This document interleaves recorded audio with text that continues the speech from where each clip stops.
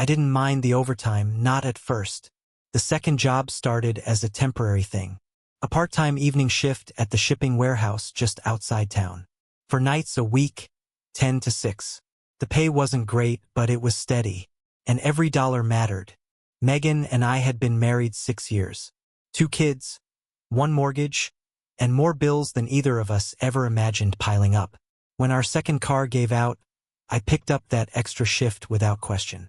When daycare costs doubled, I added another night. We were in this together. At least I thought we were. I remember the day it all shifted, clearer than most days.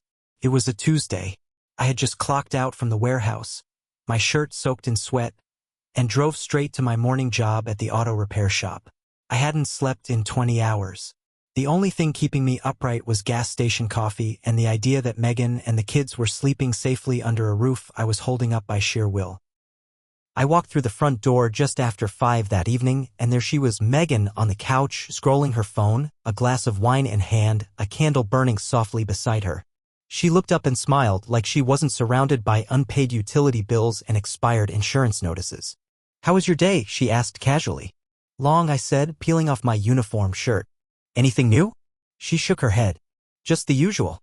That was the thing about Megan, she never looked like she was hiding anything. She always smiled at the right times, kept the house tidy, made dinner like we weren't scraping by. I'd started to notice small things though. Like how she suddenly stopped mentioning her part-time freelance design gigs. How she bought name-brand makeup again. How the kids had new clothes from shops we usually passed by with longing looks. I wanted to ask. I really did. But I was too tired. Too grateful she wasn't complaining. Too trusting. Then came the overdraft. I transferred $200 into our joint account for groceries. The next day it was gone. Not spent. Transferred out. I texted her. "Hey, did you use the grocery money?" No reply. Later that night, she said it must have been a mistake. She'd double-check. "Maybe I paid a bill and forgot," she said, kissing me goodnight. I let it go. But something had shifted in my gut. 2 days later, I came home early. I wasn't supposed to. I traded a shift to attend my son's school assembly. Megan didn't expect me. I walked into the house just in time to hear her on the phone, laughing about a bank transfer. And I moved it before he noticed. No, he's too busy working both jobs to ask. My stomach dropped. I stepped into the hallway, and her eyes widened. She stammered, hung up fast. "That was, Kelly. Just work stuff." I stared at her. "What account were you talking about?" Her face went pale. She opened her mouth, but no words came out. And in that split second of silence, I knew the truth. There was more going on. Much more than I ever imagined. That night, I couldn't sleep. Megan lay beside me, still and silent, her back turned toward me in the dark. I stared at the ceiling, watching the shadows shift, listening to the low hum of our old box fan and the louder hum inside my chest. At 3:17 a.m., I got out of bed, tiptoed downstairs, and opened my laptop. I wasn't trying to snoop. I was trying to breathe. I logged into our joint account, nothing unusual. Just the slow bleed of bills, groceries, rent. But I couldn't shake what I'd heard. I moved it before he noticed. So I dug deeper. Our mortgage company had an online portal. So did the power company. And the internet provider. I pulled up every transaction we'd made in the last 6 months. Then I compared them to our bank records. That's when the holes started appearing. Rent was always marked as paid, but sometimes not from our joint account. Same with utilities. And daycare. I opened a spreadsheet and lined them up. Every bill Megan claimed to pay, sometimes the payment came from a different account. A hidden one. A private one. It wasn't just once or twice. It was a pattern. I checked her name. Then, on a hunch, I tried the email address she used for freelance work. 10 minutes later, I was inside a digital banking portal I'd never seen before. A private savings account. Her name. Not ours. Hers. The balance was $24,871.44. My chest constricted. I refreshed the page. The number didn't change. Nearly 25 grand. Stashed. Hidden. While I worked 2 jobs and skipped meals and told my son no when he asked for a new pair of soccer cleats. I sat there, staring at the screen, numb. It wasn't just the money. It was the lie. The next morning, I didn't go to work. I sat at the kitchen table waiting. Megan came down in her robe, hair tied up, blinking blearily at the clock. She saw the expression on my face and paused mid-step. What? She asked cautiously. I turned the laptop toward her. The account page glowed in silence. Her eyes widened, then narrowed. You broke into my email? That's what you're starting with? I asked, my voice quiet but shaking. Not the fact that you've been hiding this while I work myself into the ground? She crossed her arms. It's not what you think. You've been lying to me, I said. For how long? She looked away. I started saving before the kids were born. Just small bits at first. From birthday money, extra freelance jobs. And yes, some of it came from bills I pretended to pay from the joint account. I felt like I was falling down a stairwell in slow motion. Why? I asked. You didn't trust me? Were you planning to leave? Her lips trembled. No, God, no. It was never about leaving. It was about security. Security for who? I asked. Because I've been breaking my back for us, and you've been building a parachute for you. She sat down, the bravado draining from her. I watched my parents lose everything in a single year. My dad got laid off and we lived in a car for months. I promised myself I'd never let that happen to my kids. Or me. My voice cracked. So instead of trusting me, you decided to go behind my back? While I gave up everything, even sleep, for us. Tears welled in her eyes. I thought if I told you, you'd make me spend it. Or worse. Feel ashamed for not trusting you. A bitter laugh escaped me. You didn't give me the chance. We sat in silence for a long time. Eventually, she whispered, What now? I stood up. I don't know. Because the truth was, I didn't. Trust doesn't vanish in a flash. It rots slowly, like wood eaten from the inside.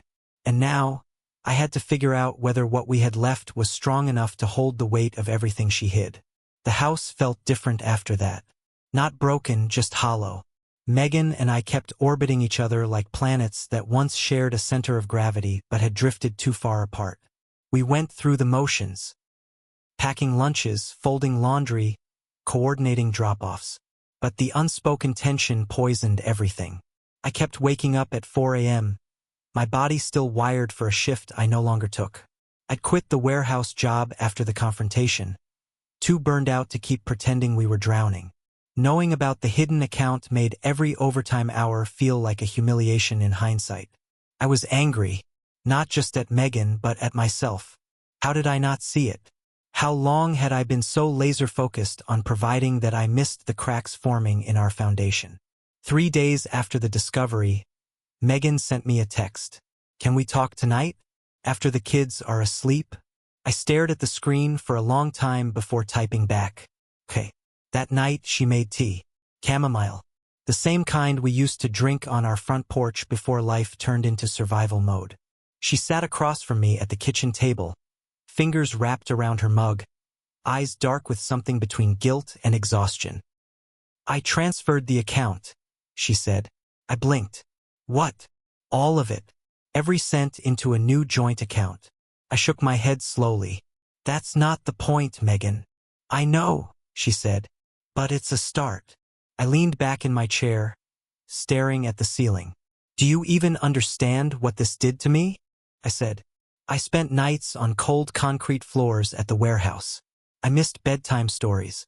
I missed you, all while you had a lifeboat stashed behind my back. I know, she whispered. And I'm sorry. I was scared. You should have told me, I said. We could have made decisions together.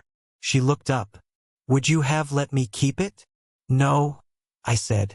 But we would have had the conversation. The next few weeks were hard. We went to a marriage counselor. Megan insisted. I didn't want to at first, but something in me knew that if I didn't try, I'd always wonder what could have been salvaged. During one of the sessions, the therapist said something that stuck with me. A secret account isn't always about betrayal. Sometimes it's about fear. But fear doesn't excuse secrecy, it only explains it. Megan cried that day. I didn't. But later that night, I lay awake beside her, staring at the same ceiling we'd stared at for 6 years, and I realized something. I still loved her.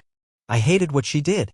But I still loved the woman who stayed up with our son during his asthma attacks, who decorated the kids' birthday cakes with icing letters that always tilted sideways. The woman who flinched at the sound of her mother's voice, whose trauma ran deeper than she let on. The woman who didn't trust me enough to tell the truth, but maybe, just maybe, wanted to learn how. One morning, as I was making coffee, Megan came up behind me, wrapped her arms around my waist, and whispered, "I don't want to hide anymore. Not money. Not feelings. Not anything." I turned around, placed my hands on her shoulders, and said, "Then we rebuild. Together. But it has to be brick by brick." She nodded. Brick by brick. The rebuilding wasn't cinematic. There were no sweeping gestures or heart-thundering reunions in the rain. Just early mornings with burnt toast and slow, honest conversations while folding laundry. There were counseling sessions where neither of us spoke for 10 minutes straight. There were moments, brief, jagged ones, where I almost walked out. And ones where Megan nearly gave up trying to explain herself. But slowly, brick by brick, we stayed. We started with transparency. Every expense was shared. Every login written down. Megan printed out a full 6-month statement from the secret account and walked me through every transaction. I sat there in stunned silence as she explained it all, her freelance gigs, the small bits she tucked away, even a bonus from a client she'd never told me about. When I asked why she never used the money to help with the bills when we were drowning, her voice broke. "I thought if I touched it, I'd never feel safe again. It wasn't about punishing you. It was about not feeling helpless like I did as a kid. I didn't understand, not fully. But I listened. And that was the first time I realized understanding and forgiveness weren't the same. You could offer one while still working on the other." We sold the second car. With the warehouse job gone, there was no point keeping up the insurance and gas. It was Megan's idea. "We'll manage with one car. I'll take the bus to my studio twice a week. Let's stop stretching ourselves to the point of breaking." It was strange how freeing it felt. Letting go. Letting go of the idea that more work meant more worth.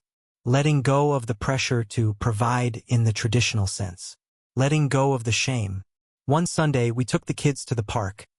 The same one I used to drive past at midnight on my way from the second shift, always wondering when I'd have time to breathe again. As we sat on the bench, watching Asha chase Ravi around the swings, Megan turned to me and said, "You know, I look at you now and I see someone I should have trusted more." I laughed softly. "That's ironic. Because I look at you and still can't believe you managed to save 25 grand without blinking." She smiled. "We're a mess." "Yeah," I said. "But we're a mess." The counselor told us that betrayal doesn't always come with infidelity or violence. Sometimes it's emotional abandonment. Secrets. Isolation disguised as independence. That hit both of us in different ways. Megan had grown up in a house where silence was survival. I had grown up believing a man's job was to carry the weight, alone if necessary. Together, we'd built a marriage full of secrets we thought were kindnesses. Turns out honesty is a better kind of love. That night, as we lay in bed, I asked her something I'd been holding back. "If it had gone on longer, would you have told me?" She was quiet a long time. Then, eventually. "But probably too late." "Do you think," I said slowly, "if I hadn't come home early that day, if I hadn't heard the call, you'd still have the account?" She nodded. "Yes. That honesty hurt. But it was honest." So I kissed her forehead and said, "Thank you. For not lying now." She pulled me close. "Thank you. For giving me a second chance I didn't deserve." I didn't respond. I just held her. Because the truth was I didn't know if she deserved it either. But I knew we were finally standing on the same floor again. Brick by brick. 6 months after everything unraveled, our home didn't look any different from the outside. Same chip fence. Same mailbox that creaked when you opened it. Same beat-up minivan in the driveway. But inside everything had changed. Not in some dramatic fairy tale sense. We still argued over grocery lists. The water heater still acted up every other week. Sometimes, when Megan left her laptop open, I still felt a twitch in my gut. A reminder of the hidden account and what it meant. But that twitch didn't come from suspicion anymore. Came from memory. And memory, I'd learned, isn't the same as mistrust. It's a scar, not a wound. One evening in late spring, I picked up the kids from school and took them for ice cream without telling Megan. Asha spilled chocolate on her new hoodie. Ravi dropped his cone 5 steps from the truck and cried until I let him eat mine. We came home late. The sun was setting. When I walked through the door, Megan was in the kitchen, phone to her ear, pacing in slow circles. She turned when she saw us, eyebrows lifting in surprise, then softening with relief. She hung up. "Everything okay?" I asked. She nodded, then gestured toward the coffee table, where a small stack of paperwork sat neatly beside her tea mug. "I closed the account," she said simply. I blinked. "The new joint one?" She shook her head. "No. The original one. The secret account. I wanted to leave it as a buffer, but it didn't feel right anymore. I moved the remainder into our shared emergency fund. All of it." I sat down slowly. "You didn't have to do that." "I did," she said, "because I know you'd never do that to me. And if we're rebuilding trust, really rebuilding it, I can't keep bricks from the old walls in my pocket." My chest tightened. I wasn't expecting to feel so emotional over numbers in a ledger. But I did. Because this wasn't about the money. It was about us. The next morning, we told the kids we'd be taking a weekend trip. Nothing fancy, just a little cabin near the lake. No phones. No laptops. Just us. We left the devices in the glove compartment and lit a fire that night as stars bloomed overhead. As we sat by the flames, I asked her something I hadn't dared voice since the very beginning. "Did you ever think of leaving?" She stared into the fire for a long moment. "Honestly," she said, "yes. Once." "When?" She hesitated. "Last year. Before you picked up the second job. You were so tired all the time. Distant. I felt invisible. And I thought, I don't know, maybe I made a mistake. And now?" She looked at me. And smiled. "Now I know I didn't." I took her hand. Squeezed it gently. "Me neither. I won't pretend the story ended with a bow. There's no such thing as perfect closure in real life. But what we had was better, truth. Hard-earned. Messy. Beautiful. And in the quiet afterward, after the secrets, the overtime, the broken trust, and the long road back, we found something neither of us expected. Not just forgiveness, but respect. Because when you rebuild a life with someone brick by brick, you learn exactly what it's made of. And you finally understand what's worth keeping and what never belonged there in the first place.